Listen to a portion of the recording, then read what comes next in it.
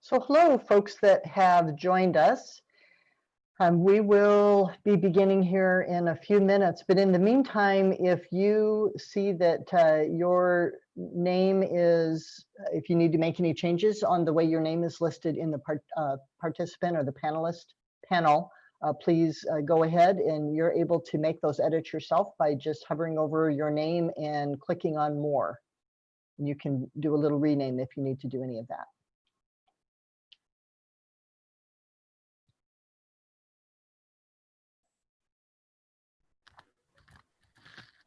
Thank you. Can you hear me okay? Yes. All right. Hello. Hello, Susan. Thank you. Mm-hmm.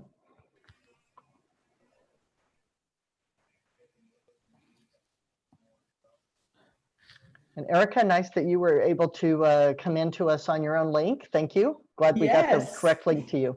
Indeed. Thank you so much. You're welcome.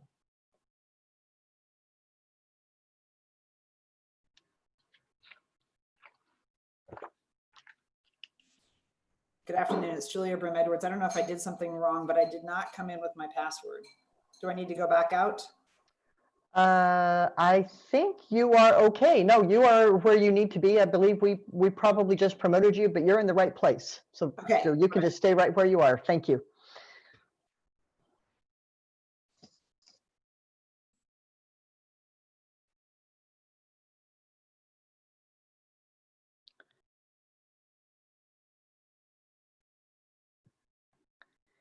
And hello, Dr. Holt. Nice to see you.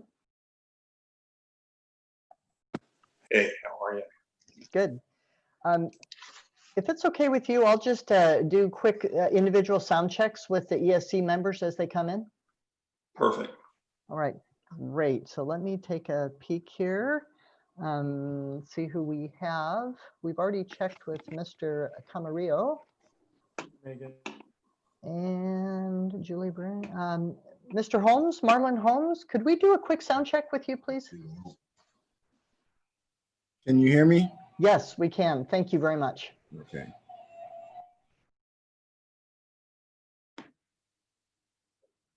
And Dr. Amato, may we please do a quick sound check with you? Yes, I'm here. Great, we can hear you fine. You're fairly backlit, so we can see a lovely silhouette of you, but we can't actually see your face, which may be okay. That may be fine. Just wanted to let you know that. Okay, I'll work on that. Thank you. Thank you. Yes, we want to see your lovely face, Dr. Amato. I will work on it. Just a moment. Thank you.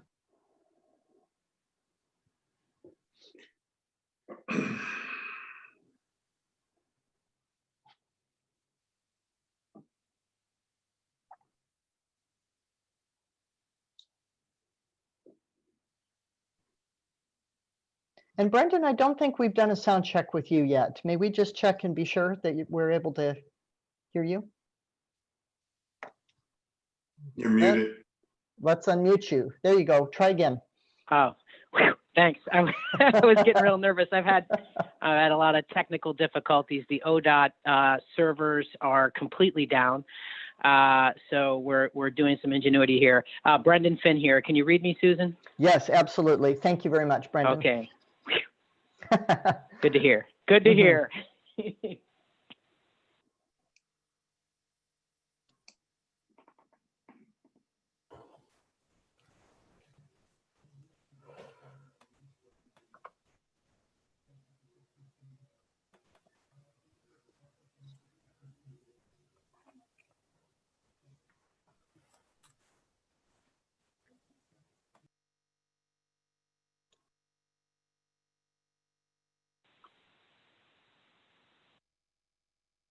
And Julia, we show you as logged in two ways, which I would always rather have two than none.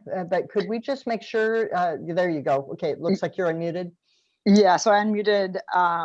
This is just a function of it's better for me to be on my phone versus through my computer, just because of the background noise. Understood. If I'm using my computer. Yep, So you'll see me twice. That's fine. Thank you.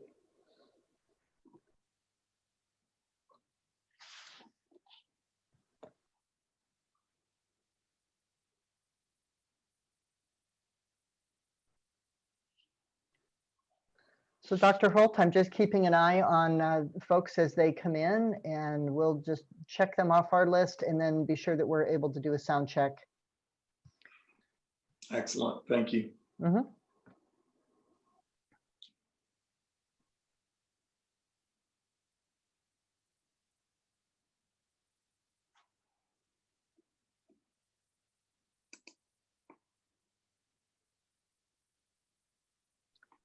Hello, Commissioner Simpson. May we do a quick sound check with you, please?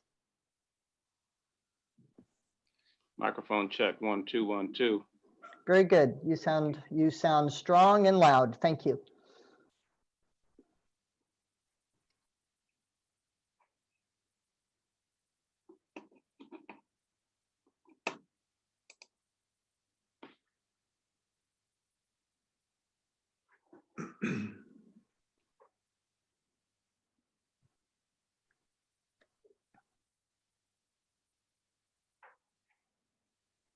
And we can see you better, Dr. Amato. Thank you.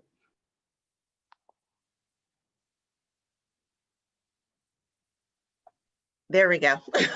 I think I'll stay unmuted if that's, are you guys going to do that from a larger?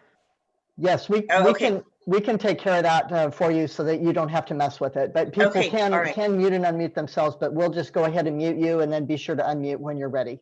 Okay, thank you. Mhm.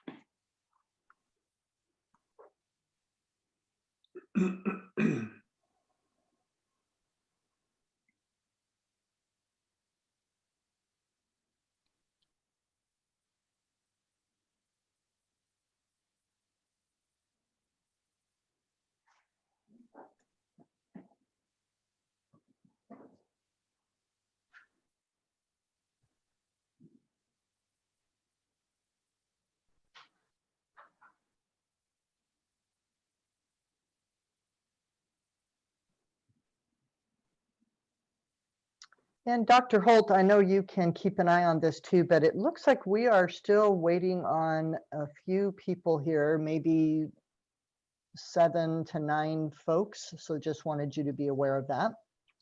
Thank you very much. Mhm. I appreciate it. I think we'd give a few minutes so that people can join in. We should be able to have everyone on, I would presume, by 5 after. Right. So Thank you. okay. We'll keep an Thank eye. you. I appreciate it. And welcome to everybody who is here. I'm Dr. Stephen Holt, and I'm the principal of Tri-Excellence and standing up this committee. I'm the lead consultant. Tri-Excellence is the lead consultant. I will introduce my helper, just partner in this process in just a little bit. But I'm glad we're all together, and I'm looking forward to a very robust conversation and a very productive time. It's going to be an exciting meeting. I am signed in twice, in case you're asking. I will mention this again, but I've got webcam challenges. So in order to be seen, I'm on my iPad, so you can see me and hear me. And then I've also got it up on my PC so that I can see everyone as well. So thanks for being with us. We are going to get going in just a few moments. I appreciate your patience, waiting for a few other key persons to join. So.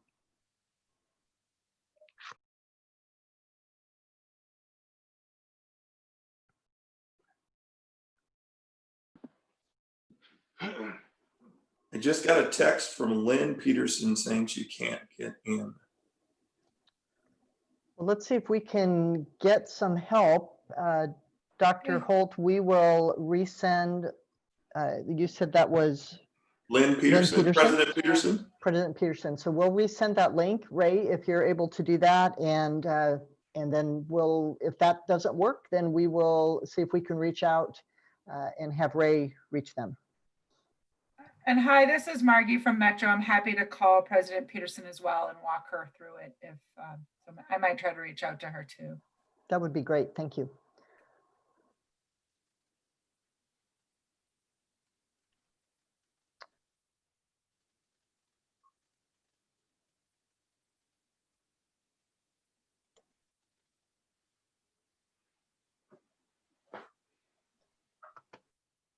This speaks to the value of the one-on-one communications.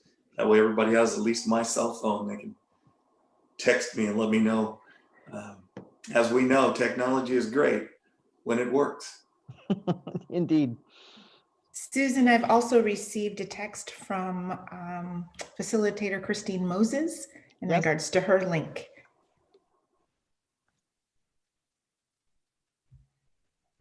Thank you for Susan, that. I just resent that and I can reach out to Christine right now.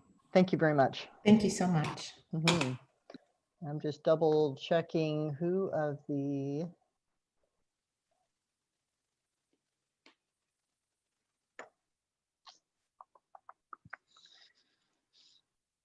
so I see we have Mayor Wheeler has joined us. And I believe that Commissioner Udaley is going to be a little bit late, Dr. Holt, so that might be something to just be aware of. Thank you. And Thank you. We'll give it a few more moments. Sure, and I think we were trying to connect with Michael Alexander with Albina Vision Trust, who may be coming in on an additional or a different link. So we will follow up and make sure that we have Michael Alexander with us. Excellent. Thank you very much. I talked with him earlier today to verify he had everything he needed, and he thought that he did. And so I sent an email with his email address and cell phone number. Okay. As well. Yeah. Thanks for that. We will make sure that we are able to get. Also, Ray, if you could resend the link for Bryson Davis. Being called by Jana Jarvis.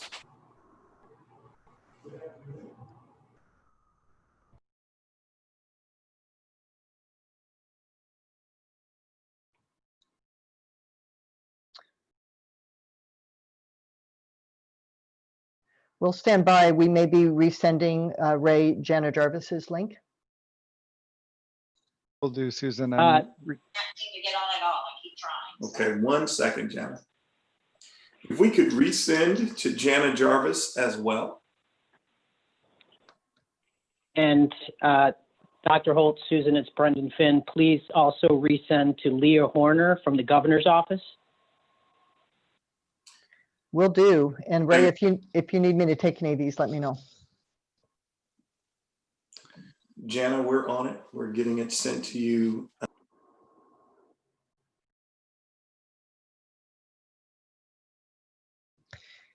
And we have President Peterson has joined. And President Peterson, could we do a quick sound check with you, please? Yeah, I'm on my iPhone until it comes through on my computer. It's taking forever to get my email. Thank you for joining in. We're able to hear you, so appreciate that. Again, technology is great when it works. And it works. Here's the reality of being in this particular environment, that it's requiring of us greater patience, greater capacity to extend some grace and to one another for a variety of reasons, as it relates to not only technology in terms of the functionality of your whatever your software hardware might be, but also making sure that the right links have gotten, that you click the right space, right place. And there's so many things that can be altered at this moment. So I appreciate everyone being patient. We are going to be responsible around time as much as possible and make sure that we don't go too far into the day. So I know that we said we'd start at 1. We just want to make sure that we've got at least the ESC members together who had responded to the meeting. So again, I appreciate your patience. and we will get things going rapidly. Just to the group, this is Julia Brim Edwards. I have a hard stop at 2:30. So Understood. even if things continue, I will need to jump off, but I'll put a note in the chat.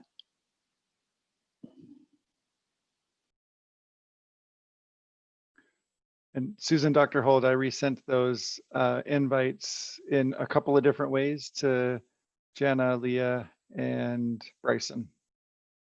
And If you Jana could has send joined one- us. If you could send one to Mike Alexander as well. Okay.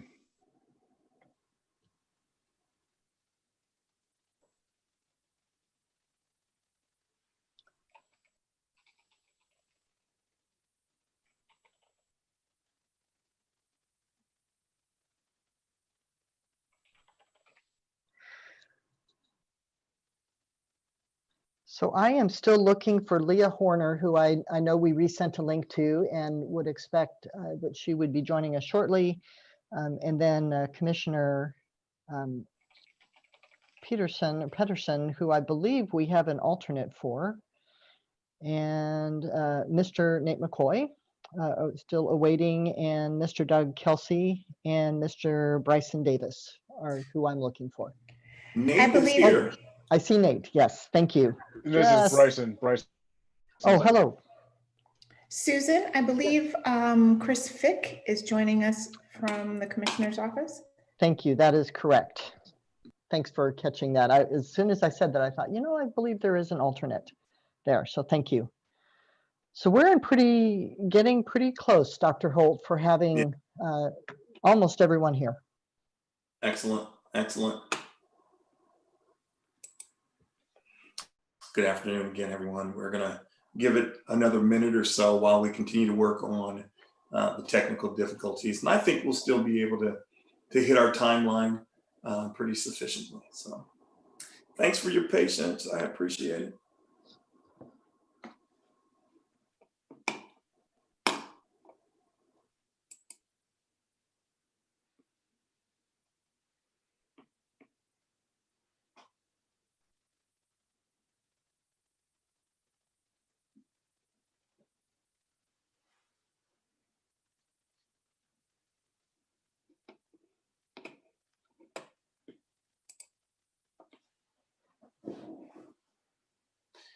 Well, it is 10 after, and I will launch, and we'll continue to work on getting everyone else connected that we might need to be able to bring in. I'm Dr. Stephen Holt, and I am the lead consultant for the process, the I-5 Rose Quarter project, and I'm the lead consultant, or Tri-Excellence is, for the Executive Steering Committee, myself and Erica Warren, who I will introduce here in just a moment. But Susan Heyman is going to help us kind of around some technical supportive items, and she's going to talk us through the first few slides as we get going. It is the, believe it or not, 21st of May, and wonderful Friday afternoon in the spring. Consistent with Oregon, little sunshine, little rain. Kind of like what we're doing, a little ebb and flow in our process. Susan, help us through. All right, thank you, Dr. Holt, and good afternoon, everyone. Really pleased to be here with you. So I am here to be a really kind of a co-pilot for Dr. Holt and to help with the technology as far as running the Zoom webinar. So just a couple of things to very quickly go over with you. Many of you are probably very familiar with using Zoom, but just in case you are not, we want to touch on just a couple of things with that, and then just a couple other details we would like you to be aware of today. One of which is that the meeting is being recorded. It will be posted on ODOT's YouTube page, and the meeting is also being live streamed. So just a couple of details for you. If you do have headphones or earbuds, we find that that's helpful for reducing background noise. If you are in a contained room and you're able to hear and be heard fine, then certainly no problem with that. And we will keep everyone muted just to manage the background noise, but you are able to unmute yourself if you are with the ESC or one of the support staff who will be speaking today. So you're able to do that, but we can also give you a hand with that. So if you would prefer or if it's time for you to speak and you're not able to unmute yourself, we will be sure to help with that. As you look at your screen, the unmute and mute is down here at the bottom. There's a little microphone with a line through it, and you can mute and unmute yourself. Same with the video, and thank you. I know that most of you have your video on, and I think Dr. Holt certainly would appreciate it if you are able to leave your video on. We're going to try to make this as much as a personal conversation as possible. Also like to point out that at the bottom of the screen, there's a participant icon. If you were to click on that, it'll open up a panel here that will show you who all is on the call right now. You can also click the attendee tab, and it will show you who is participating as a listen-only observer role. The other important note for you is this little chat button down at the bottom of the screen. If you click on it, it'll open this chat window for you. The listen-only attendees are not able to chat. However, they can see the chat if, when you send a chat, if you indicate that it is to all panelists and attendees, then the attendees can also see what you put in the chat. If we are, and I imagine some of us will be using the chat just to help with some operational issues, we will probably just contain that within the panelist tier of participants today. But those of you that are with the Executive Steering Committee, if you are saying something and you would like the attendees to be able to see that, then please note that when you send that chat in. For today, again, just a couple notes. We're recording the meeting, and so I'm sure you're very familiar in these environments that that everything will be part of the public record, and we will be making that available next week. For those of you who are in the attendee listen-only mode that are a member of the public, if you wish to speak during the public comment period, please use the raise hand feature, and that should be at the bottom, possibly bottom right of your screen. And what we'll do is we will note the hands raised in the order in which they are observed. Do want to just point out that we have a very brief 5-minute window for public comment. So the opportunity to speak will be limited, and we really encourage you to email comments to the address on the screen. You can also call the phone number here, and you can leave a voicemail message. So if you have extensive comments or just want to be sure that you get in, we encourage you to use that feature today. I think with that, Dr. Holt, those were all of the just general reviews that I was hoping to do. And I think if you're ready, then we could proceed to the agenda. Thank you, Susan. I appreciate it. Really just to tag on to what you just mentioned in terms of people commenting, part of the challenge of this dynamic is we don't have the same opportunity to engage with community like we would in person. And so we're limited with our capacity for people to speak, but we are not limited in our capacity for your voice to be heard. So we want your voice to be heard. So please take advantage of the email address and or the phone number so that you can weigh in and communicate your thoughts around the work today. Again, I'm Dr. Stephen Holt, and we are Tri-Excellence, this company. We are the lead consultants on this process and facilitators for the Executive Steering Committee. We've got a real great team of facilitators that I'll be introducing here real soon. But I want to introduce Erica Warren and have Erica just greet everybody. She's working alongside and helping me do all the things that I need to do. Indeed. Good afternoon, everyone. It's a pleasure to serve with you. I am native to the city and passionate about being an advocate for underrepresented communities, and I'm just excited to serve with you. This is such an awesome opportunity to bring positive and transformational change in the city. So again, I'm sure I'll be connecting with many of you as the work continues, but it's a pleasure to serve with you today. Thanks, Erica. You can reach us again with any questions or concerns, and we'll always respond. Today, what's going to happen today? Let's look at the agenda and what we will cover. Today's work is the goal behind today is to discuss really the values, really spend some time on discussion and determination around the values. We will have an introduction moment. I will go over some principles of agreement, and then we're going to frame the conversation. We're going to frame why we're in this space. I'm going to take some moments to frame what this work means for me in addressing the why, the potential for us. And then Brendan Finn will share and frame, and then Commissioner Simpson will do the same. We will then move into discussion around the values, and everyone should have those values documents. We will bullet point them and spend some time talking through each of them, capturing notes around them, making sure that we're getting a good idea of what it is the Executive Steering Committee supports, can buy into, and offer direction, because the Executive Steering Committee then will inform this work and inform this process. We will also clarify the role of the Executive Steering Committee as it relates to the overall process. And then we will end by deciding frequency of meeting. So that's kind of the flow for today. You can move forward, Susan. Oh, and let me just also explain why you see my name twice. My webcam is having its own challenges. Technology is great when it works. And so I've got it on my tower. I'm signed in that way so I can see everyone on the larger screen, but I'm also on my iPad so you can see and hear me.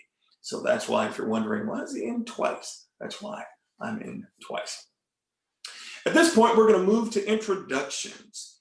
And for those who recall, I sent an email out asking for everyone in your introduction. We're going to give you the opportunity. I will call your name, and then you will then identify yourself. And I asked in the email if you would be prepared to briefly kind of speak to restorative justice.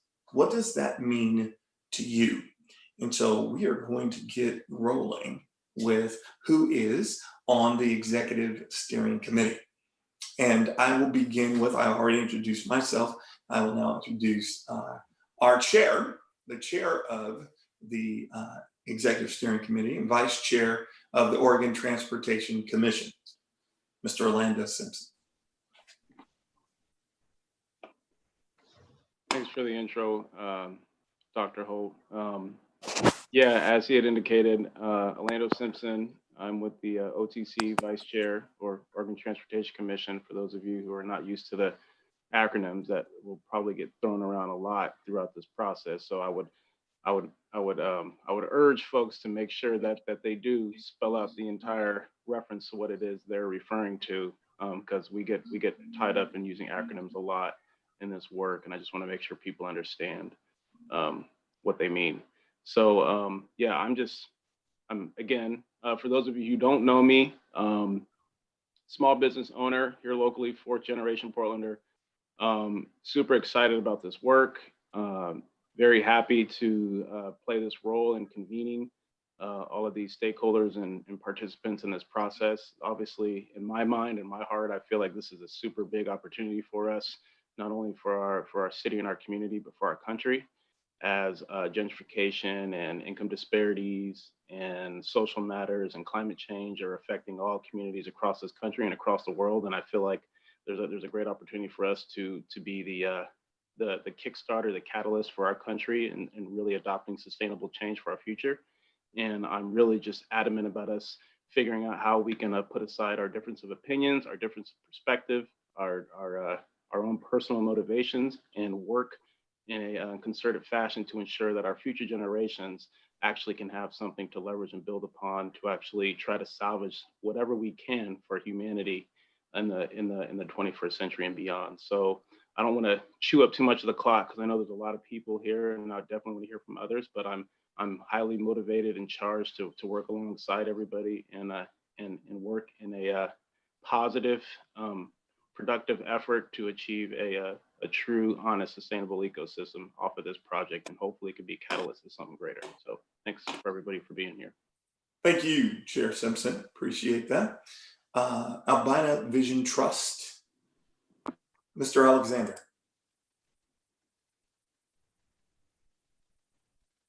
Dr. Holt, I am not seeing Michael Alexander's name. He was on for, oh, there he is. Okay, got him. You're muted at the moment. There we go. Yeah, well, good. You didn't hear what I said, Bishop Holt. It might have claimed your ears. I'm having a technology challenge day. I'm sorry. Was a charge being given to me to offer a comment? I apologize. I've been off for the last 4 minutes. Just briefly introduce yourself and a statement around restorative justice, what that means to you. First of all, I very much appreciate and value the opportunity to be a part of this body and this work, and to have the opportunity to represent the perspective of the Albina Vision team in concert with everyone else. A statement on restorative justice. You know, I think for us, it's the opportunity to acknowledge history, to acknowledge wrongs, to begin to create a new history that is not designed to necessarily obviate the past, but to create a future that we can have a greater sense of ownership in, both as institutions and as impacted communities. That would be my offer. Thank you, sir. And Dr. Holt, if I can interject real fast, I totally apologize. You actually just reminded me that in our previous meeting that was convened by Mayor Wheeler, I had ended that meeting and requested that folks, a part of the ESC, provide their definition of what restorative justice is, just because I feel like that's a phrase that we're using heavily as it relates to this project and a lot of other matters in this particular community. And I'm just trying to ensure that we all understand, or at least have some kind of idea of what that means collectively, so that we can all be kind of rowing in the same direction. Thank you very much. Our mayor of the city of Portland, Mayor Wheeler.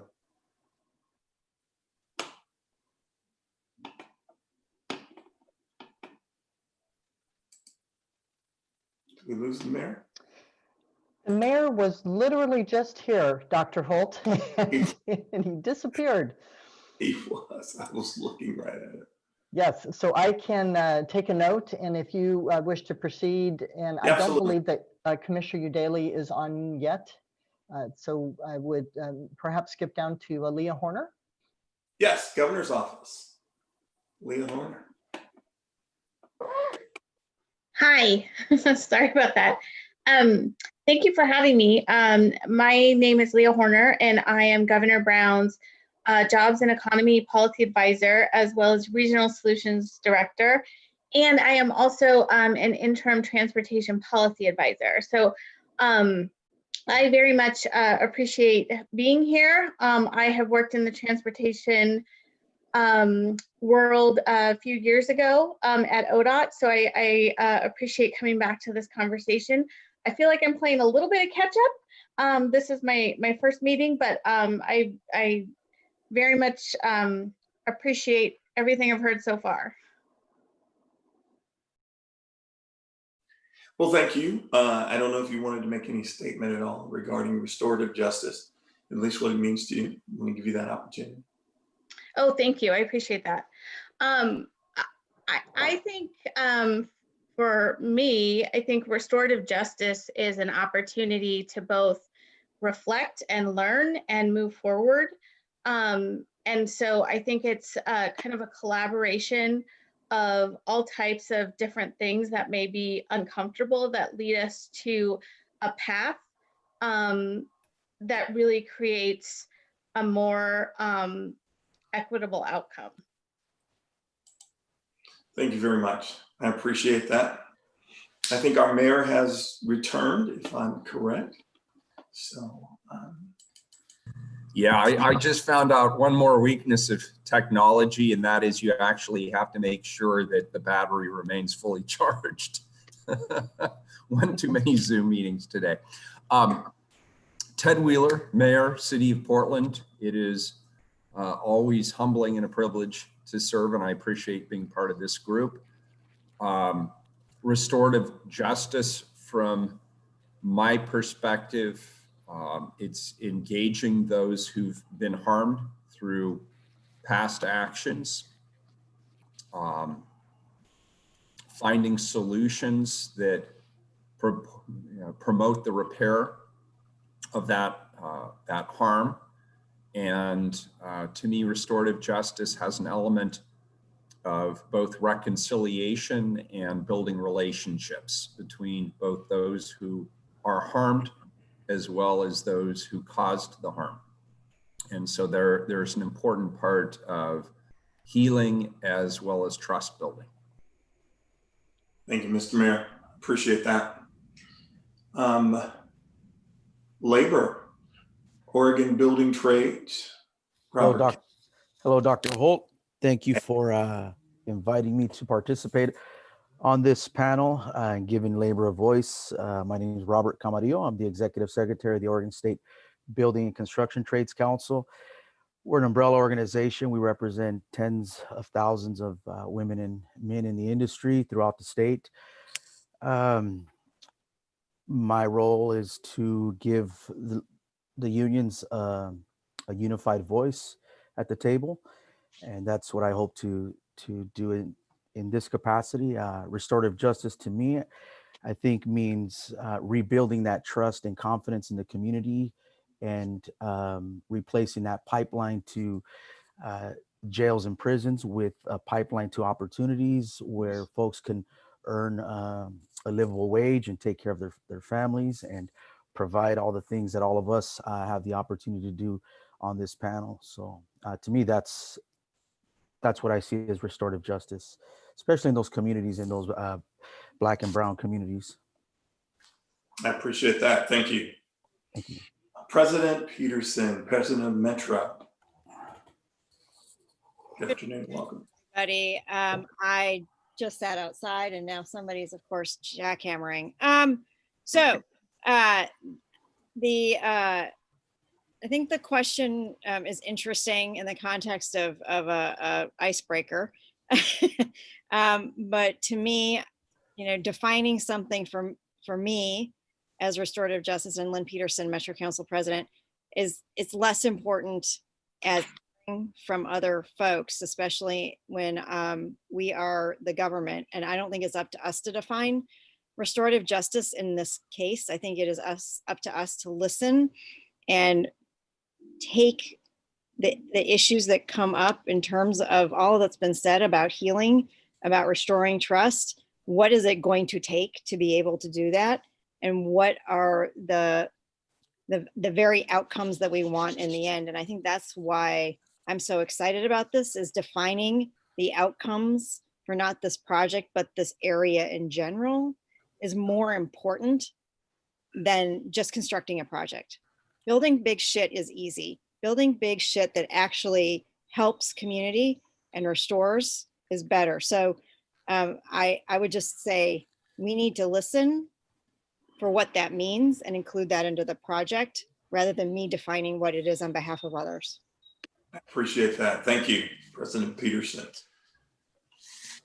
For Multnomah County Commissioner Jessica Vega Peterson, I believe her Chief of Staff, Chris Fick, is here. Chris? I am. Thank you, Mr. Holt. Chris Fick, Chief of Staff to Multnomah County Commissioner Jessica Vega Peterson. I won't elaborate too much on what's been said regarding restorative justice, but I do think President Peterson struck a chord that I think is really important for us, which entails having a sympathetic, empathetic, and understanding ear towards outreach and understanding to the community that was harmed, and making sure that we fully grasp the harm that was done and take that into account when listening to them about potential amelioration of those harms. I think that that's a really important aspect of this process, to have true engagement with the community that was harmed and be prepared to listen to hard facts and try to come up with interesting solutions to make amends. Thank you very much. We've got representatives from some of the community-led processes that are happening in the city of Portland, and there are many around the north and northeast interstate urban renewal area, and one of those is the community development initiatives. We have with us co-chair Dr. Ebony Amata. Hi, good afternoon and happy Friday, everyone. Happy to be here. Definitely appreciative of this opportunity. I just want to say restorative justice to me is opportunities for socioeconomic equity in communities of color, especially for those who are needing a second chance. It's also acknowledgement, and that's it for me. So thanks again for the opportunity. I'm truly looking forward to serving and being a participant in this work. Thank you, Dr. Amato. We appreciate you. North and Northeast Housing Strategies and Oversight Committee has been focused on affordable housing opportunities of rental and ownership. One of the members of that Oversight Committee, Marlon Holmes. Afternoon, folks. My name is Marlon Holmes, again, as Dr. Holt said, and I serve with him on the Housing Strategies Committee. A school teacher at Rosemary Anderson High School.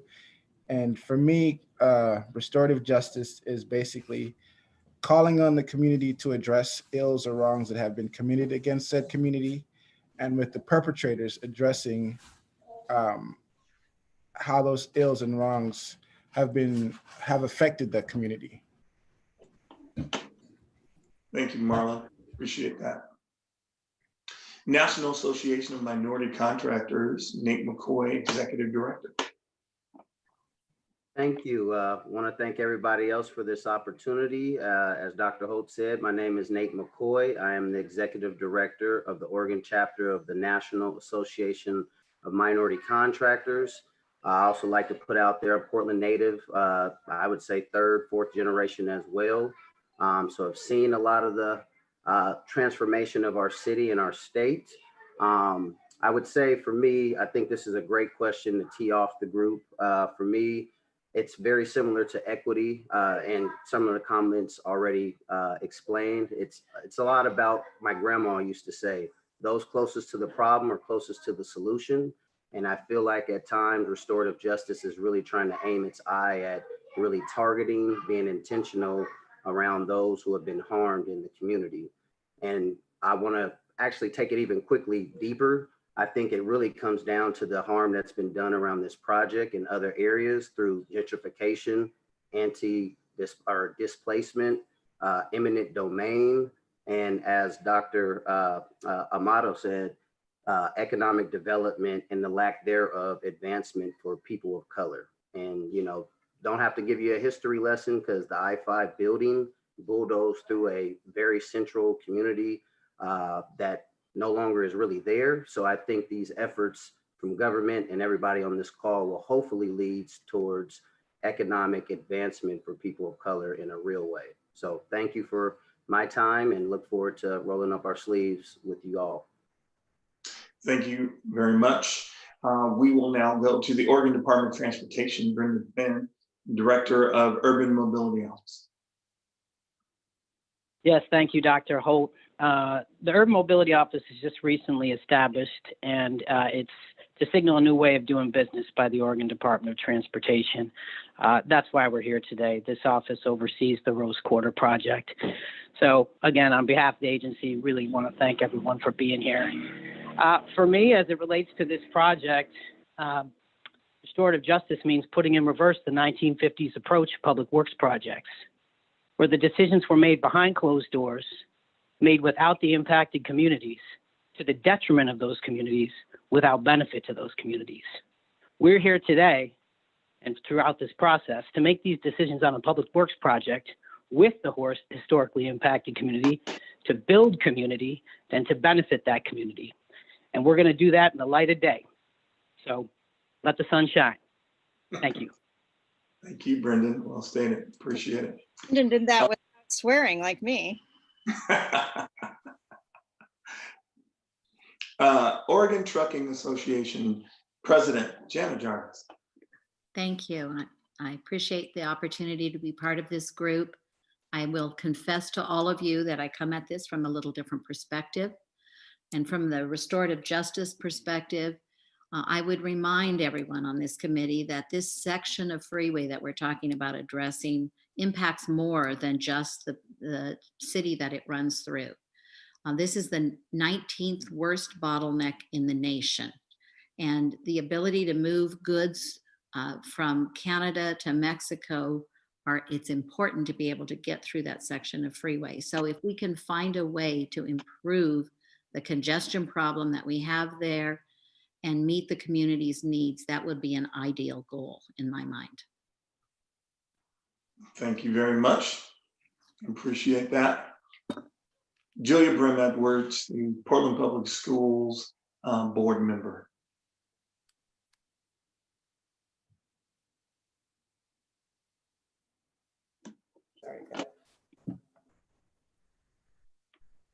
Hi, Julia. Okay, can you hear me? Yes. Good afternoon, everybody. As Dr. Holt said, I'm Julia Brim Edwards, representing Portland Public Schools. This is a project that's right in the heart of our district, and most specifically has a direct impact on Harriet Tubman Middle School. And so I come at this also as someone who grew up in Portland, went to Washington High School, is a lifelong East Sider, and have seen sort of the change that's happened in this community, in this neighborhood. From my perspective, restorative justice is a process by which a party or community that's been harmed has a harm that's both acknowledged and remedied. And for me, a really important principle of restorative justice is the concept of whether justice has been restored is very much decided by the harmed community. It's not something that the harming party gets to decide. We went through the process and therefore we've done our restorative justice, but very much should be defined of whether it's a successful process by the parties that have been harmed. Thank you. And I don't see Doug Kelsey from TriMet. So I will go to Bryson Davis, who is the co-chair of the Williams and Russell project, the historic 1.7 acres that was taken from the city, or taken from the African-American community, and then is now being restored to the city. So Bryson. Yeah, so as Dr. Holt said, my name is Bryson Davis, co-chair for the Williams and Russell project and attorney at Susman Schenck LLP. When I think about restorative justice, I think about the process as well as the outcome.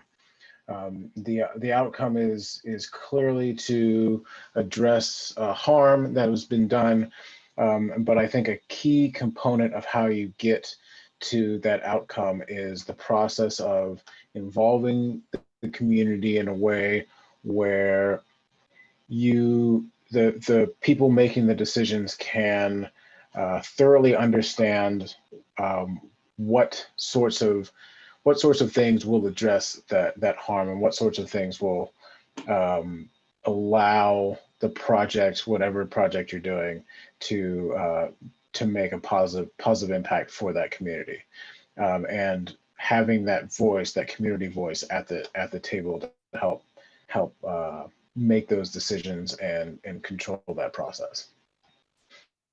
Thank you. Thanks everyone for participating in the process. And I agree with you, President Peterson. This is not the traditional kind of icebreaker approach, but this is not the traditional group. This group is made up of decision makers and influencers and people who know what it is to roll up their sleeves and really get to work. And so welcome to the Executive Steering Committee. We aren't going to spend much time on the periphery. We're going to dive right in and go to work. And in light of that, let's talk about our principles of agreement and how we're going to do our work. So if you would bring up that slide. I'm sorry. I beg your pardon, Dr. Holt. I see that Commissioner Udaley has joined us and wondered if you'd like to do a brief introduction. Wonderful, absolutely. Welcome, Commissioner. Hi, everyone. Nice to see your faces. I've just come in, so I'm not sure what has already taken place, and I do not feel prepared to give comments. So I'll just say hello. The only thing we're asking people to do is just to identify themselves and to give a very brief definition or perspective on restorative justice. Oh, okay. Yes, I missed that part. You know, I have some opinions about that, Dr. Well, Cole. we'd love to hear your voice. Feel free to weigh in. Okay. Yeah. Well, this is Commissioner Chloe Daly, Portland City Council, and I oversee the Portland Bureau of Transportation. So I've been engaged in this conversation about Rose Quarter I-5 very early on. I love working in transportation, but my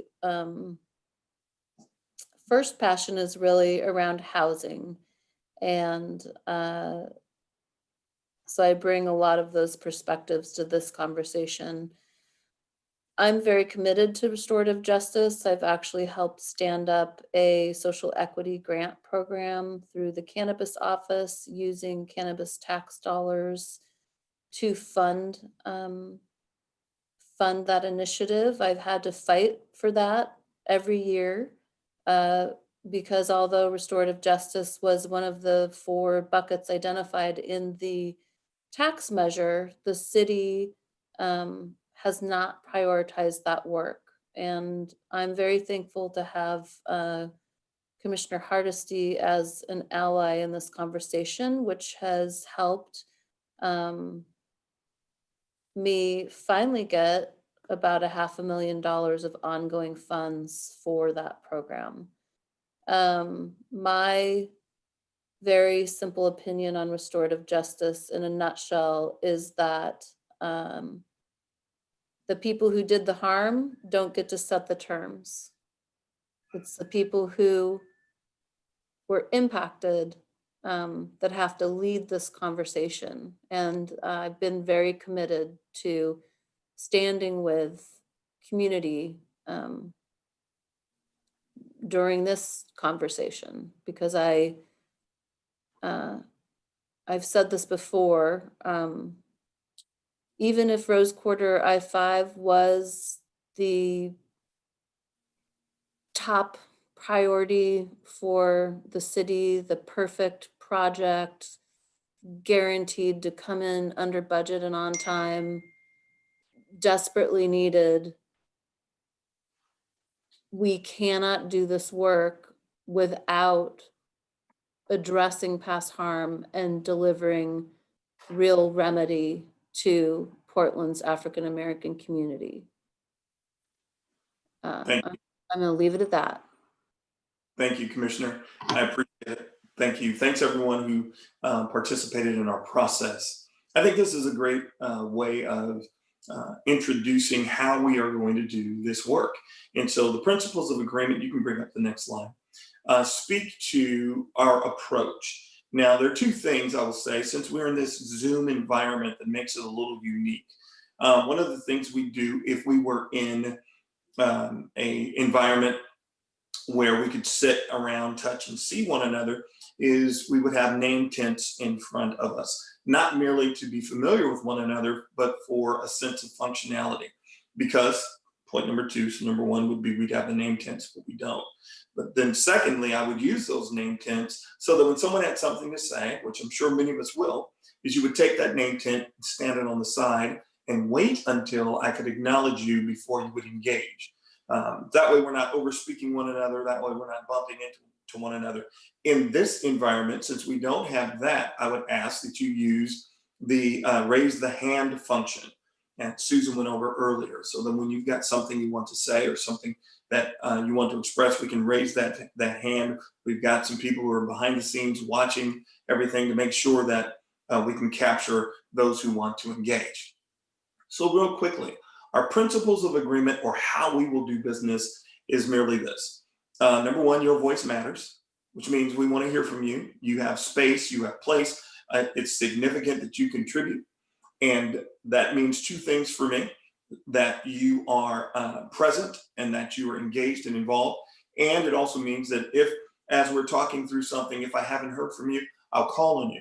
because I want to know where you are. I want to know what you have to say. It's very important in this process. Second thing, number 2, is speak your truth, which just means being transparent and being honest and being real in this environment. This work that we're talking about requires that of us. Third thing, listen for understanding. Take a moment to ask clarifying questions to make sure that what you are perceiving is actually what is being stated, so that we're listening for understanding more than for responding. Fourth thing is to deal with the issues and not with people. So we're not here for a personal kind of back and forth, but we're here to deal with some real items and real aspects, and we want to make sure that we're dealing with those items and those aspects and not personalities and or persons. Fifth thing, that means we're going to experience some discomfort. And if you'll notice, these are kind of progressive in their approach. That means we're going to experience some discomfort. Very few of us change or grow or learn when we're comfortable. And if everyone is speaking their truth and bringing their voice and being authentic and we're listening for understanding, then we're not always going to agree. And that's part of the process, and that's okay. And so number 6, when that's the case, I'm asking us to stay respectfully engaged, to not check out, to not go somewhere else mentally, or to close off your video so that we can't see you. The idea is that if we were in the room together, we couldn't put a cloak of invisibility over ourselves and not be seen. We'd still be in the room, and I'm asking you to do the same in this environment. And then lastly, expect and accept non-closure. That means a couple of things. It means that we're not going to solve everything in a first meeting or second meeting or third. It also means that it may not go the way I anticipated going. It may not just be my way or my thoughts. That's okay, because we're in the process together. So those are the principles of agreement. What I would normally do is give us a chance to interact around that. I'd love to get your feedback, but I'm not going to give us a spot to do that feedback in this moment. You can give that feedback to me via email. You can send it in, and we will interact around those principles of agreement. And the reason for that is just merely because of the time that we're dealing with. Our time is so limited, and I want to be true to the time that we gave. So that's how we're approaching our work today. Okay. We are now about to go into a framing moment, and Susan, I'd like you to go to gallery view if you would, so we can see one another. And right before we do the framing, I mentioned at the beginning that we've got a great team of people we're working with, and we do. And that is John L. Bell, who is the facilitator for the Community Opportunities Advisory Committee, the COAC, and he is the facilitator for that. John L., would you greet the people? Well, thank you, Dr. Hope, and good afternoon, everyone. It's great to see everyone virtually. That is indeed correct. John L. Bell, founder president of Espousal Strategies. I have the distinct pleasure to work with COAC, which is a group of very dedicated folks from all throughout our community, really interested in identifying opportunities and ways in which this project presents opportunities for both workforce as well as construction. So looking forward to working with you as we really help to achieve those goals.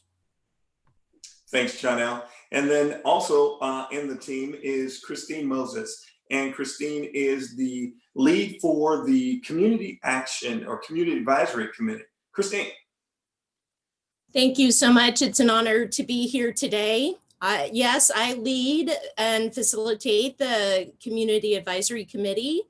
We are a group of people who will be reporting to the ESC and giving you our feedback on the things that you think are important. And so our CAC members will be reporting back to their communities, their organizations, their families, and their friends, and also taking that information and bringing it back to us. So I really enjoy the facilitator role. I'm the CEO of Buffalo Cloud Consulting, and it's just really an honor to be here and be part of this team. Thank you. Thank you. Thank you. So let me offer something that is usually not the place of or the approach of a facilitator. But as I mentioned, we're the lead consultants on the project, and why I came into this space to do this work is much more than just helping us work through processes and helping us hear each other et cetera, et cetera. So I'm going to take a little moment and do something again that's non-traditional for a facilitator, and that is to communicate my heartbeat, passion, and perspective around why we're doing this, as well as why I was hired to be in this space. So why are we in this Zoom, or why are we in this room? Why are we assembled here? Why are we willing to take the risk, to risk our time, to risk our investment, to risk our involvement, risk our reputation, risk what we have given ourselves to be, to become? Because this is a risk. It's a risk for each of us. It's a risk for us to join the process. It's a risk for us to put forth effort to work together. It is a risk to take on naysayers. It is a risk, but it is a risk of choice. We are here together at this moment because there are thousands of people who did not get to choose, who did not have a choice, who did not have a voice, who did not have identity, influence, involvement, or investment that was significant enough to matter. They were disposable, removable, relocated for the purpose of progress, improved operations, connectivity, and functionality. We are here together at this moment because historically something went horribly wrong. In the midst of city growth, highway expansion or development, interstate connectivity, increased mobility, or however you want to frame it, people were forgotten about. Real people, people with dreams like you and me, people with hopes for their families and the future of their families like you and me, people who took on challenges, faced uncertainties, dealt with insecurity in a city and a state which repeatedly demonstrated they were not welcomed. We are here today because a neighborhood was specifically targeted for dismantling, dissembling, and decimation. We are here because the potential of billions of dollars of wealth creation, community development, neighborhood stability, and a sense of belonging never happened. Some may say, Dr. Holt, that has nothing to do with me. I was not a part of that. Those things transpired before me. It was terrible, but we're here now. This is about greenhouse emissions. This is about mobility. This is about new and improved functionality. This is about fill in the blank. The truth is, we are here to talk about I-5 because I-5 exists. And it exists where a community once did. It exists where a community once stood. It exists where people shopped, worked, and lived. It exists where children once played and were educated. We are here because of I-5 and all of the agencies that participated in bringing it to pass. We are here to take action at this moment, a moment unlike any other in history, a moment where we are reminded, each of us, of our most basic common denominator, our humanity. This pandemic has reminded us that we are connected. It reminds us that what happens to one person impacts multiple others, the very reason for social distancing. Our local, regional, statewide, national, and even global governments are reminding us that what goes on with you impacts me and those who we may never see. It has always been that way. No thing is isolated. We've been afforded an incredible reminder at this moment. One major message of this pandemic is that we are connected as a people. Beyond gender, race, ethnicity, sexuality, religion, or faith, we are human, and that makes us connected. A message that we had clearly forgotten. Why are we here together at this moment? Because we have a chance to do something incredibly right. We have a chance to risk being thoughtful, intentional, strategic, and engaging. We have a chance to address historic wrongs while planning for future rights. We have a chance to rebuild what was torn down. We have a chance to create new possibilities for community development and neighborhood establishment. We have a chance to support business creation, workforce development, and collaborative networking. We have a chance to be cutting edge and pace setting when it comes to how people move through spaces, are safe, and have a sense of place. This multimodal project impacts people more than cars, vans, buses, and trucks, more than bikers, skateboarders, joggers, or walkers. People. We have a chance to do something good, something bigger than ourselves. We cannot remove ourselves from our past. We must not divorce ourselves from our future. We're here to take the risk of being courageous enough to tell the truth, risk being clear enough to take on the criticism, risk being humble enough to take our place for the next generation. We're here to take the risk, at least that's why I'm here. Chair Simpson, do you want to share some framing statement?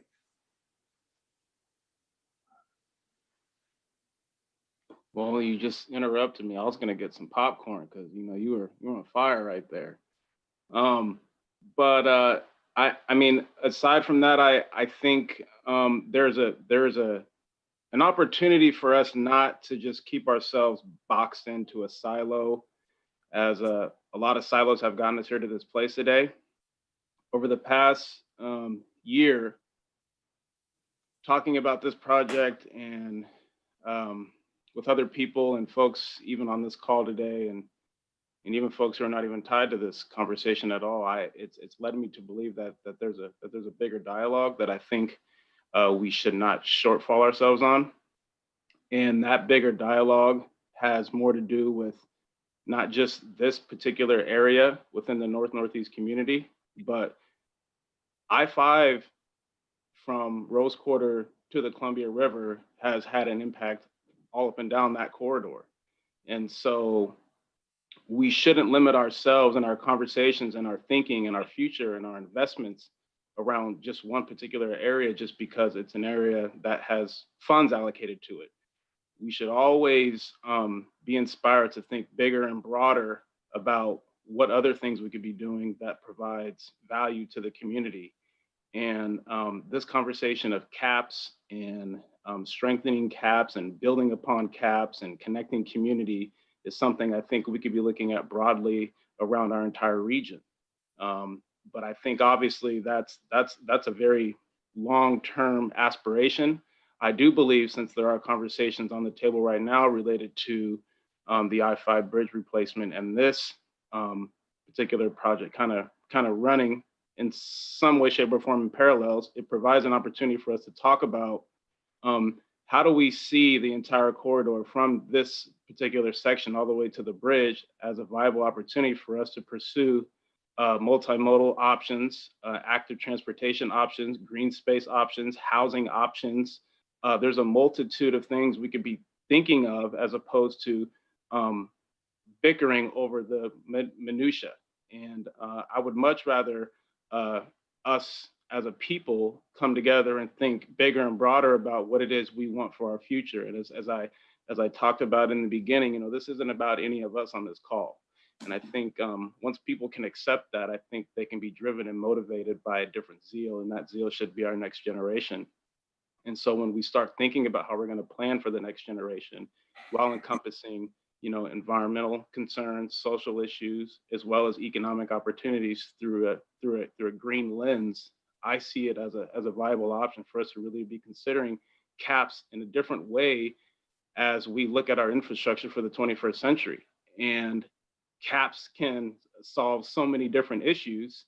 It probably comes with more liability and risk, but there's no reward without risk. And so I just wanted to put that out there and encourage folks to not stay in a box, not to focus solely just on one small project. It may seem large because it's $1 billion, but again, if the public is supportive of what the outcomes are and they can feel and see and understand that this is going to be the return on their investment, I would assume that people would be more inclined to talking about more than just $1 billion if they knew it was going to benefit their quality of life, and more importantly, the quality of life of their next generation and their offspring. So I just wanted to put that out there because I feel like we get a little distracted by small things, and we should be talking about the bigger outcomes in the end.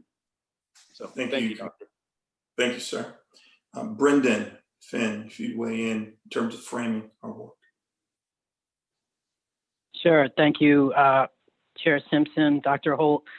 Just to talk a little bit more about deliverables, why we're here, a little bit more about the work that we're going to do.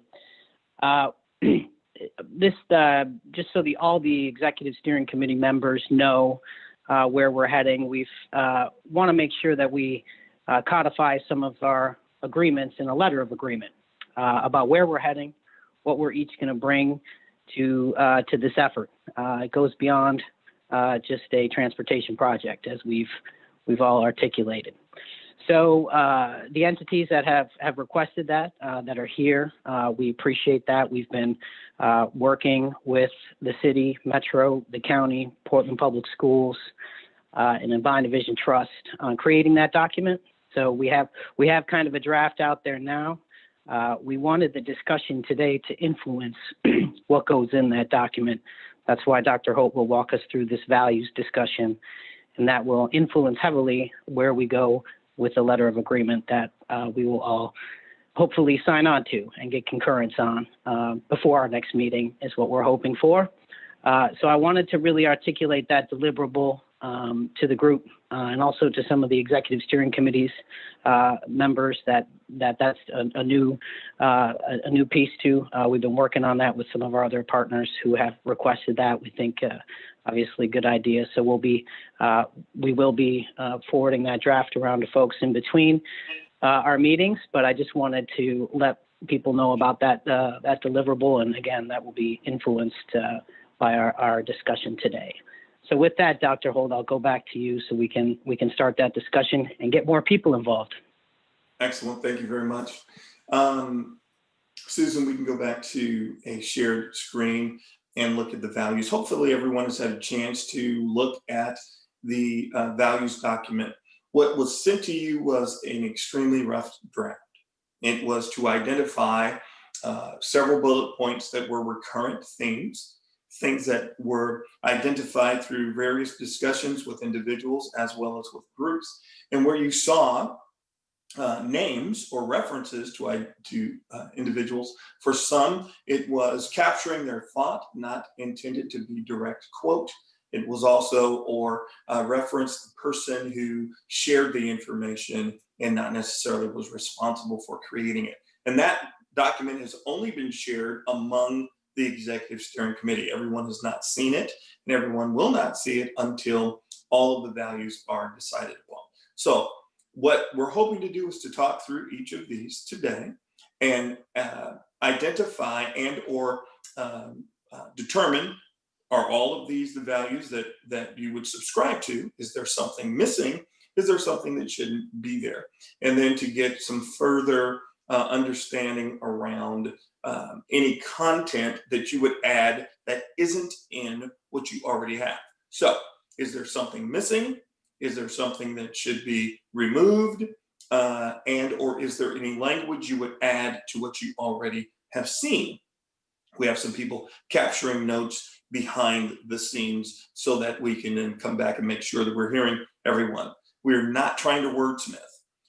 Obviously, we wouldn't have enough time to do so, but we will spend time behind the scenes wordsmithing to then represent to the executive steering committee. Once the values document is determined, that values document will influence the work of ODOT and how everything else will operate. It will influence the COAC, it will influence the CAC, it will influence how the work ODOT performs. So you, as the ESC members, have the authority, have the voice, have the influence to determine. I hope that makes sense. And now let's hear from our members. Restorative justice is, Susan, back to the screen that shows them, please, for a moment. Yes, and Dr. Holt, Mayor Wheeler has his hand up. Just wanted to make you aware of that. Thank you very much. We can go to the mayor right now. Mayor Wheeler. Thank you, Dr. Holt. I appreciate the list. Missing from the list is the strong push from my constituency to make sure that climate action is addressed as part of our overall values.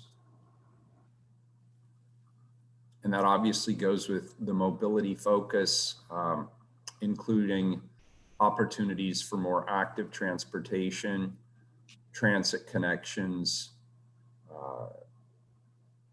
and the like. But I don't see reflected in those values a forward commitment to climate action in addition to the good things that are already listed there.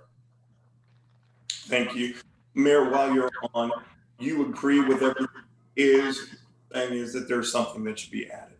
I'm sorry, you cut out just a little bit. Could you ask the question again? Yeah, you are saying that you agree with the things that are identified. You're just adding in the others you just mentioned.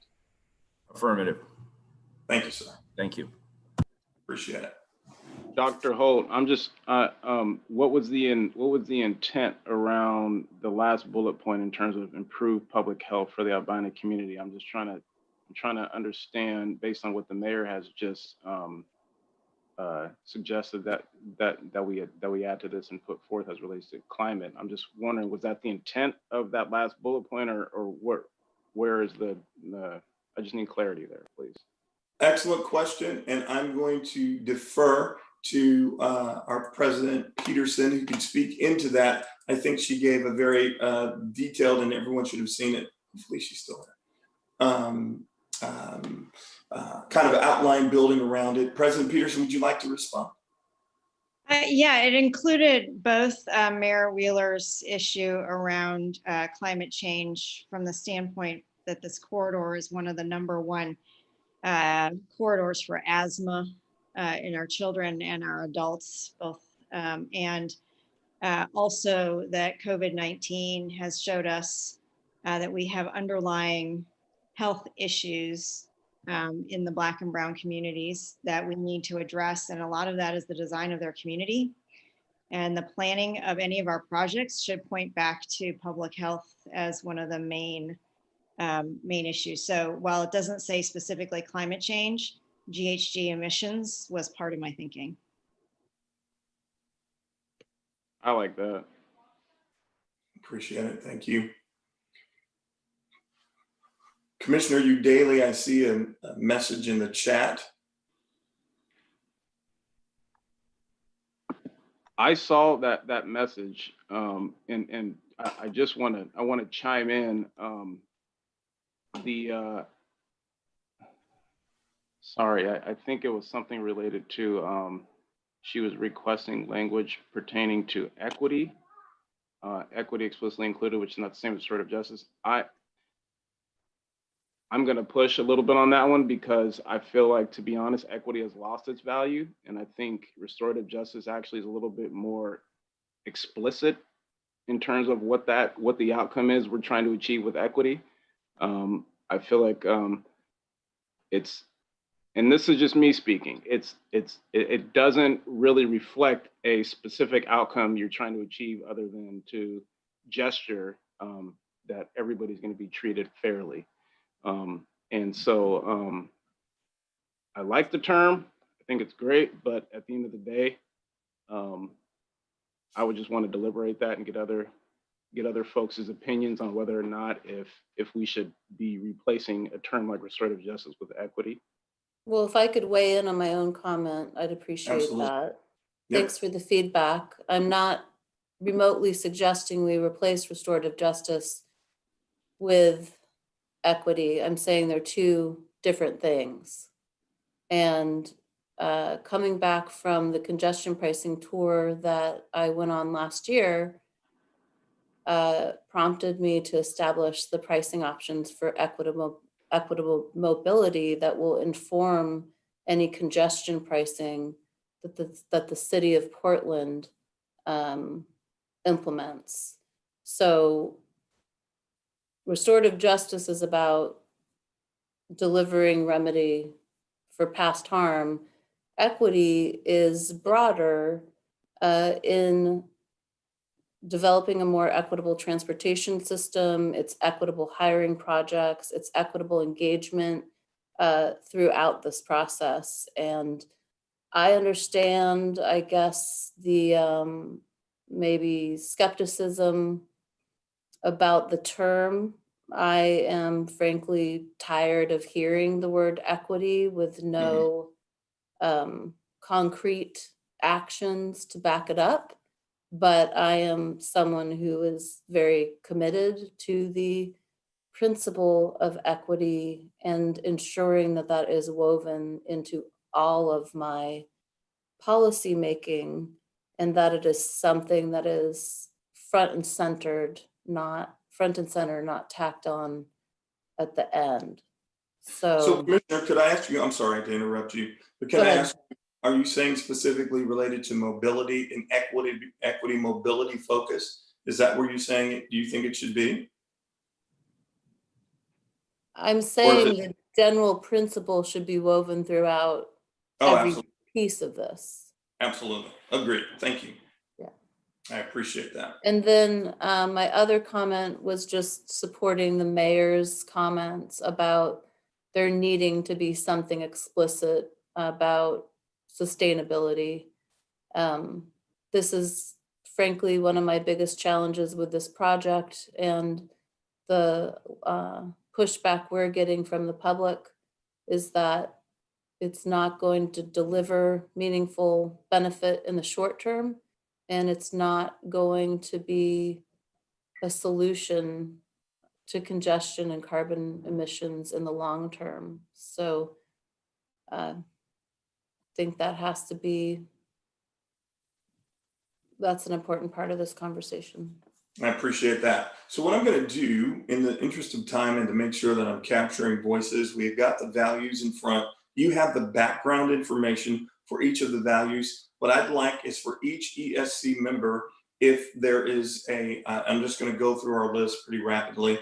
If there's something missing, or if you are thinking something should be removed, I'd like to hear from you. So I'll just go through each ESC member if you'd be willing to weigh in on that. So we're not taking time to expand around it. We have language that expands around each one already. You can add to that, feel free. This is a draft as stated, feel free. Julia Brim Edwards.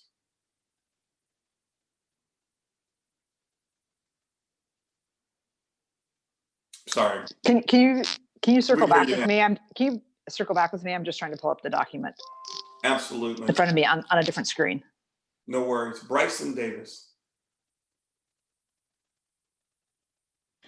Yeah, so I actually really support what Commissioner Udaley and the mayor just put out there. I like the stuff that we have here, but I do think that a more explicit commitment to sustainability, to climate issues is needed, and that broader approach to equity, not just in the working to address issues in the neighborhoods and in the community that we're on, but also the process that goes through as the project is built and things also provides there's equity in that process as well. So I definitely support the commissioner and the mayor. Appreciate it. Dr. Amato. Yes, I too support the statements that have been made. One of the things that when I look at the 5 components that came to mind, and I'll just be honest, I want to be able to have tangible results. And so I don't want to have something that's just so bogged down where we aren't able to deliver on the initiatives. I don't know the time frame in which we're operating here. I'm sure there's some short-term benchmarks and long-term benchmarks, but I want us to, when we start getting into, well, it's arduous to say the least. And so there are things here when you're talking about climate, even though I agree with those initiatives, I just want to be sure that the things that we set forth to achieve, that we do achieve them. It's important to me that we have like some type of quantifiable results. And so there's been so much historic damage that has been done, and to have these 5 components, and we're taking on a task to remedy, or at least put some things in place where we can set this new trajectory of equity and climate action and restorative justice. That's a arduous task. And so I just want to be sure that we are also, while we have these values, that we truly have the ability, I guess, for lack of words right now, to achieve these values Thank you very in the much. time frame that's given. I appreciate that. Thank you. Chris Fick. I agree with what's been said about the need to add something around climate change and congestion pricing. And I don't want to water down the values by adding too much more to them. So maybe this could be under mobility, but one of the purposes for this project was around safety. And as we redo this area and see a lot of change and greater usage, I would like us to maintain some focus on safety, not only for the folks that are on I-5, but for the pedestrians and those that are in the neighborhood, attending the businesses, attending the sporting events that occur in the area. So it would be nice to see maybe a subset of mobility focused on safety. Thank you very much. Jana.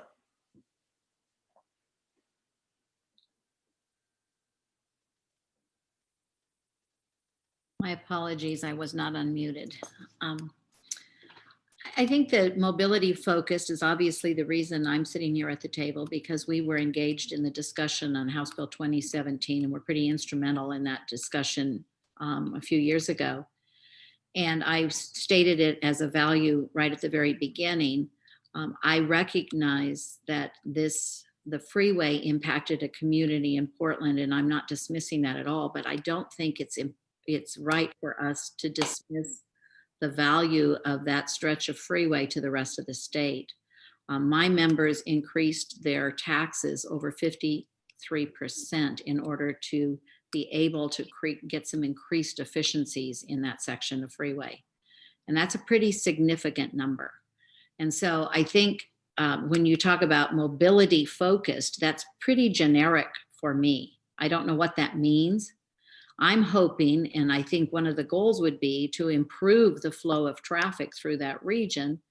Certainly for my members, they're spending an inordinate amount of time pre-COVID sitting on that section of freeway trying to deliver goods to bring you your groceries and your toilet paper and all the things that are important to all of you. And so I'd like to see something that speaks to improved efficiencies in that region. So I don't know if mobility focus quite meets it. Speaks to that. Thank you very much. I appreciate that. Nate McCoy. I don't want to belabor the point like a lot of folks have said. I agree with the adding climate action to it. I would argue that I think we have a great list. And I think the last couple comments, we should be a little clearer and very explicit of what we mean by each one of these bullet points.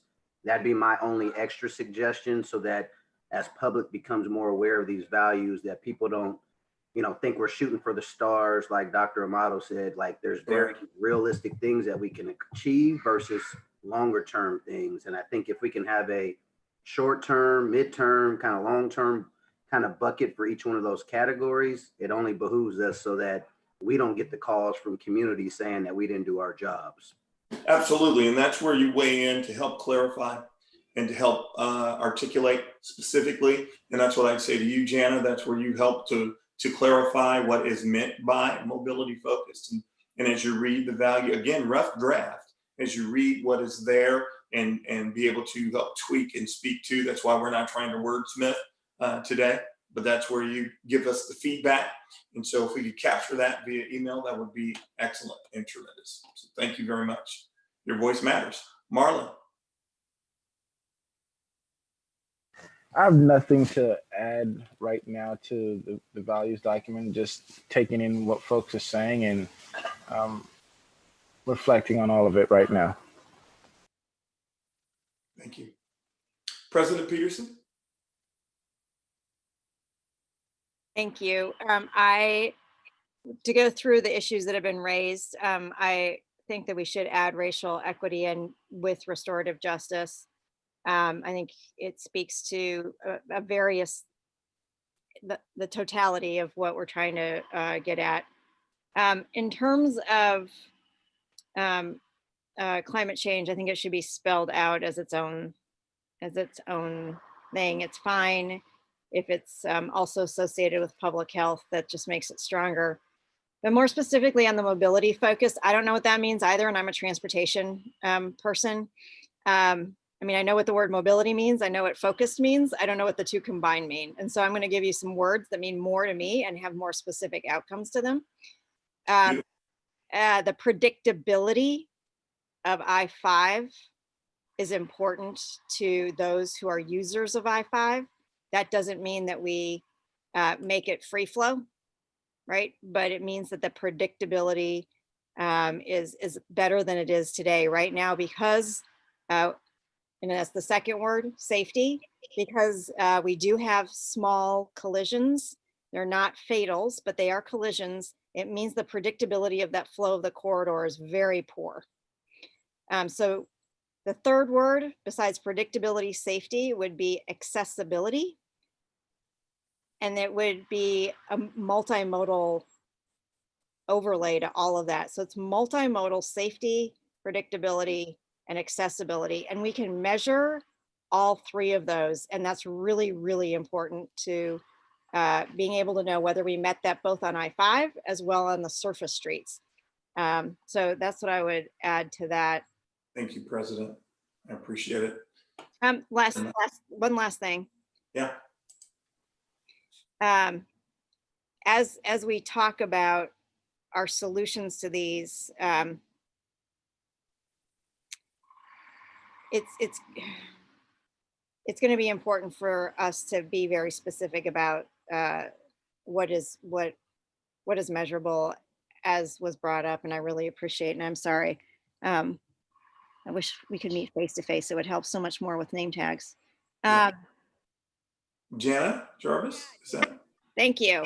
Mm-hmm. So the solutions will only fall out and be obvious to us if we're specific about what outcomes we want, right? And I think the outcomes will come next after values. And I think the more specific we can be here, the better. Thank you. Thank you very much. I appreciate it. Julia Brim Edwards.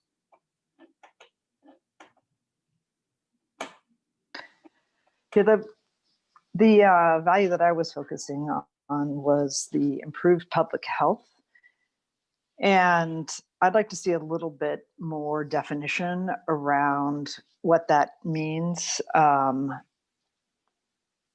Because to me, when I read through this, the value seems to be like no net further negative impacts versus looking at reversing some of the negative health impacts on the community from I-5. So when I don't have the document in front of me right now, but when I look at it, it doesn't appear to be very specific, or it seems to assume that negative health impacts from I-5 cutting right through that community, and specifically on Tubman, are going to not be addressed, but more the focus would be just on let's not make it worse. So I would be interested, and there's a variety of different ways you could do that, but being more specific about what we mean by public health. We talk about, providing benefit, but what sort of benefit is that? And so if I can say, Julia, that's our dependence upon and the role that the executive steering committee would play. So as you think through it, as you draft and craft language and send it, then we can work through those particulars and specifics. So the fact that you flagged it is significant and identified it.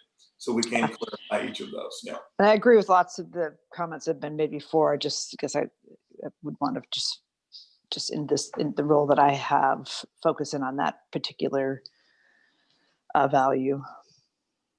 I appreciate it. Thank you. Excuse me, Dr. Holt? Yes. Just wanted to hop in here for just a minute and remind folks that are attendees that if they do wish to make public comment, to please raise their hand so that we can get them in a queue. Thank you. Thank you very much. Robert, any comment? Specifically, is there something missing or is there something that should be removed? Thank you, Dr. Holt. Yeah. I like the values. I'm not going to get, distracted too much by those. I think those are good guidelines to work off of. I think I just I'd like to maybe under restorative justice is that we make sure that we're creating quality jobs from this project, not only on the construction of the project, but also on the manufacturing and supply. And I think sometimes projects like this could create a lot of poverty wage jobs for people. And I just want to make sure that we keep that in mind, that all the jobs that are coming out of this project are going to be jobs that are going to pay livable wage jobs and benefits for folks to move forward and again, be able to take care of themselves. So I just want to add that piece, jobs and training. Thank you. I appreciate that. Leah? Thank you. I think that in general that these bullets are the right buckets. I would say that I think that a lot of the comments that were made, I think are integral pieces of each of these, and that the other document that was circulated that had kind of a deeper dive on that, I think gets at some of that, but I think just an enhancement of the conversation through that would be really helpful. Thank you very much. Mike? Thank you, Dr. Holt. Again, I think the global bullets are well positioned. There were a couple of things that I'd love to see us maybe sharpen the focus on just a little bit. Under restorative justice, we talk about the impact on wealth generation. And I think we're talking about wealth generation going forward. We're also talking about displaced wealth generation loss. I mean, there are two dimensions to that, and I hope that we would recognize it. On the community input, again, I think it's a broad base of outreach, which is great, but I don't want us to lose the distinction between outreach and outcome. If we spend our time in outreach and it does not impact decision-making, then I think we would have had a tremendous lost opportunity to have this, be the type of initiative that we believe it can be. And then the last piece that I would raise is, I would hope, and I don't know where this falls, whether it's improved public health for our Bonnie community and Greater Portland region, but overall, our discussion, while we're concerned about Astoria and Lincoln City, our discussion today is Albina. The concentric circles of our decision-making will spread to other parts of the state and our community. But I think our focus today has got to be, how does this impact this geography in a way that, one, will address the history and also benefit the initiative statewide? I hope we don't get caught in this false dichotomy of, are we talking about Albina versus Central Oregon? I don't think we have to get caught up in that. Thank you. Thank you. Thanks to each of you. Did I miss anyone at all? Chair Simpson, was there something? Sorry. No, I was just saying, I remember Julie indicated she has a hard 2:30 stop, so I just want to be respectful of that and make sure that there wasn't anything that she wanted to highlight before she had to jump, unless she already has.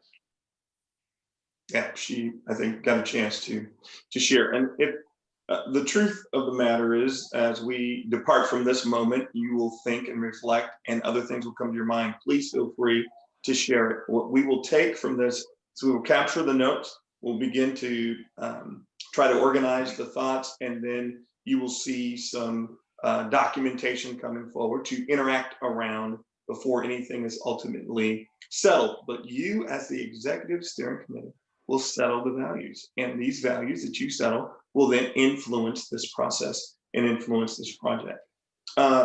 Susan, if you could go to the shared screen and kind of our next flow then. And I appreciate the robust discussion around the values. Thank you, it was very helpful. Great feedback. Our next work will be to establish a charter. We will not work on that today, but that will be a part of what is in our future. And then also the governance of this particular committee, how the governance will be structured. So that's forthcoming. Again, not something we will address today. And then the next slide, Susan. This is to inform and give a picture of the flow, kind of where this committee sits in light of all of the work. So we're talking about values, we're talking about letter of agreement, we're talking about how this then interacts with this overall process. You can take a look and see that this committee directly reports or speaks into the OTC, the Oregon Transportation Commission. And the vice chair of that is the chair of the executive steering committee, that's Orlando Simpson, and that all of the other work flows under or from the influence and the direction of the executive steering committee. Are there any questions regarding that? And you'd have to use your hand raise feature, and Susan, you'd have to indicate who. I can't tell. I do not have any members of the ESC with their hands raised. I will jump in just as a point of reference as the role that I play, you know, and for those that didn't hear me mention this before on other calls, you know, it's really just trying to be a convener of all the comments and really where this ESC group decides to go, so I can do my job in ensuring that my commission members understand that this is the collective voice of the communities and the stakeholders and the local electeds and all the other, you know, individuals that are part of this process, and more importantly, the overall broader community. And I just want to be a vehicle of information and a big promoter and supporter in terms of what it is we end up deciding is going to be in the best interest and the highest and best use of these resources for this particular part of the city and the region. So I just want to put that out there and let people know that. But I also want to make sure that people are also practical in this scenario. Like it's great to just like throw things on the wall and go here and there and have difference of opinions over terms and words and things like that. But the reality is there's only so much this particular agency could do. I know there's some other things ODOT as an agency could do, and that's what I'm going to be looking to try and find out and figure out what flexibilities the agency has and what new innovative ways we can go about impacting and benefiting communities. But the big deal here is that there's a lot of public agencies around the table here that have different authority and of different bandwidth and of different responsibilities that tie back to the outcomes we're all talking about here. And so for me, and I'm gonna say this over and over, and maybe probably every time, some have already stepped up to the plate. Others, I'm not sure, and others haven't. But the key here is going to be, how do we leverage all the resources and the roles and the policy and the procurement authority that all these other public agencies have to achieve this outcome we're striving to get to overall. So I just wanted to put that out there because, again, there's only so much ODOT from a practical standpoint can do. And so if we're going to be practical and honest and frank and blunt, we're going to need all agencies, all hands on deck to be able to achieve these outcomes. So I just wanted to put that out there. So I appreciate it. Thank you very much. President Peterson has her hand. Oh, I just wanted to say thank you to the commissioner for bringing that up, and just ask that as good ideas that may not fall within the realm of ODOT responsibility, if there's a parking lot, a bike rack, a spot to put the ideas so that they can get carried forward either by Albina Vision. I know I see Winta's on. She and I haven't had a chance to connect, but I look forward to that.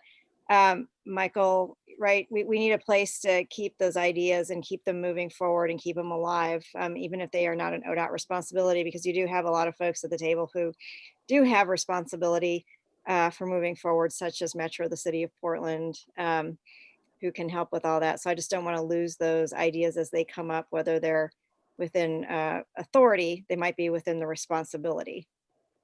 Thank you, President Peterson. I appreciate that. As you see, the task, and this is not news to you, the task is significant. The opportunity is amazing. It's going to take all of us to do what we do in our area of efficiency and effectiveness to take this work on. So with that in mind, I know we're a little past our time, but we did start a little late due to challenges. I appreciate everyone who can stay as long as you can. We're going to give 5 minutes for public comment and then I'm going to close with our next steps. So Susan, I'm reliant upon you. Yes, Dr. Holt, we have one person who has asked to make public comment, so I would just recommend we go with the 1 minute. And Chris Smith, I have just unmuted Chris Smith, and so, sir, you are ready to talk. Sir, ma'am. Thank you, Dr. Holt, Chair Simpson. I appreciate the opportunity to speak. I want to underscore and appreciate the comments about making climate a focus for this group, and I especially appreciate the focus on restorative justice. I do, however, want to suggest that you're about to repeat the original sin. You're poised to make decisions while excluding a key stakeholder who will be affected by this, and that is the future generations who will be impacted by climate change. I think there's an easy remedy for that. We have some excellent organizations here in the region. The Sunrise Movement, the Youth Climate Movement, has a Portland chapter. There's also a local group, Youth Environmental Justice Advocates, that could easily provide a voice for those future generations. And I hope you will find space at the table for them. Thank you. All right, thank you, Chris. So Dr. Holt, that is all we have then for public comment. So would you like me to go ahead and advance to the next step slide? Yes, please. Our next steps would be, number one, to identify when we can reconvene. And so you will be getting from us real shortly a doodle poll around availability. And in light of that, there's a question that supports it, and that is frequency of meeting. How frequent we believe the Executive Steering Committee should meet. I have a suggestion, and I'm open to hear your feedback, and we can use the hand raise idea in regard to it. If there's objection to it, I think that's how I put it, just in the interest of time. And my suggestion is that in the initial phases of putting together the work that's in front of us is that we meet on a monthly basis for a 90-minute meeting. That's my suggestion, but it doesn't have to be very exciting. I'm open to what you think in terms of frequency. So any thoughts from the ESC members originally in regard to, if that's something you think, no, we'd be averse to it, then I think a hand raise would be great if you have an alternative suggestion. But if you're open to a 90-minute meeting on a monthly basis, then we'll just go with that. I think we're okay. Not seeing any hands raised. Well, Jana raised her hand. I got a chance to see her face and raise her hand. Jana, yes. Still muted. You have a comment, thought?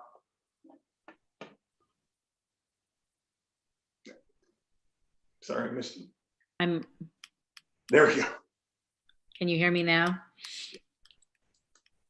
I was going to say, no, I thought you were asking if you thought once a month was adequate, and I raised my hand because there's no little hand raise thing down on my screen. So I thought you meant physically to raise your hand. Gotcha. Perfect. All right. Then I think we're good. We will follow up with that. Are there any concerns or items that we missed that you would say need to be a part of the next meeting? I want to make sure I'm hearing from, and always give an opportunity for you to weigh in on what should be on the agenda. So is there anything that we need to make sure we're addressing that you can think of? Again, the hand raised moment. No? Let me say thank you for your time today. I think this was a great beginning. We've got much in front of us. I appreciate you weighing in. I look forward to your interaction and correspondence. And for all of the public who watched and or listened, thank you for your time too. This is an ongoing process, and let me encourage you to feel free to reach out to Try Excellence. We're more than willing to interact and respond. We want to make sure that we're doing and walking into and being examples of the very thing we're talking about. So thanks everybody for giving us some time on a Friday afternoon. I'm looking forward to, hopefully this will not be our norm. This is the current norm. I refuse to accept that this is the new norm. I'm looking forward to being back together soon. So until then, enjoy your 3-day weekend. Be safe. We'll talk soon. Bye-bye.